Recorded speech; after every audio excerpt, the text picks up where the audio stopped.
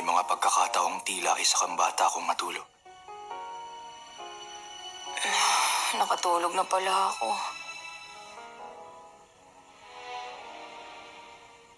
Kanina mo pa ba ako binabantayan dito?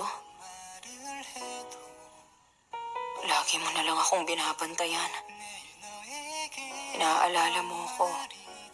Inuunawa ako. Ikaw ang kauna-unahang nakita ko nang dumating ako sa lugar na to.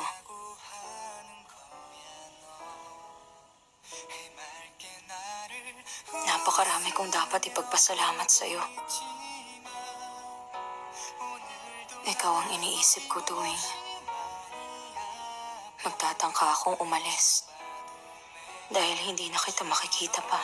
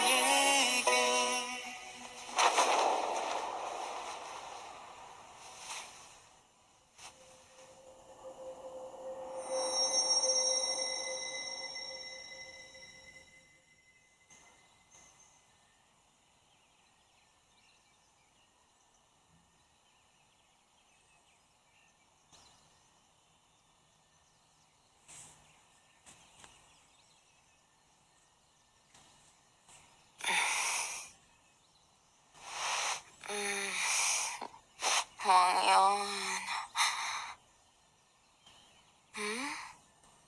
Mukhang panay yata ang ehersisyo mo ngayon ah. Ang laki na ng katawan mo.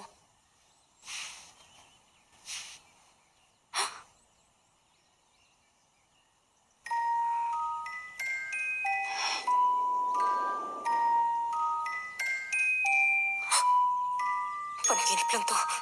Dati naging siya rin si Hong Yun at yung mga maharlikang esposa. Gising ka na ba?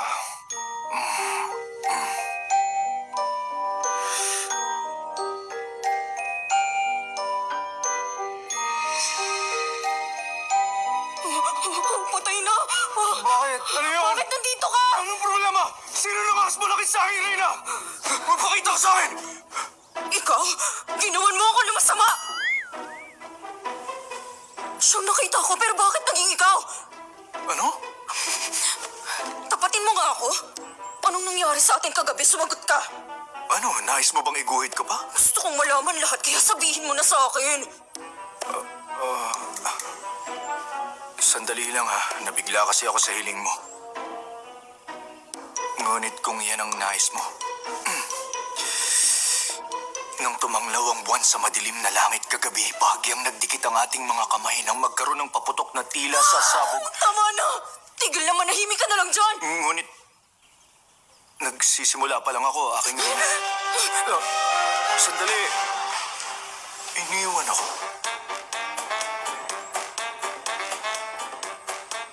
Bakit ganun? Tila tuloy isa akong paslit na inabandona ng kanyang ina. Ayoko ng ganitong pakiramdam. Punong Yunok! Hangyan! Hangyan! Hangyan! Saan ka natulog kagabi? Sa silid ko po, kamahalan.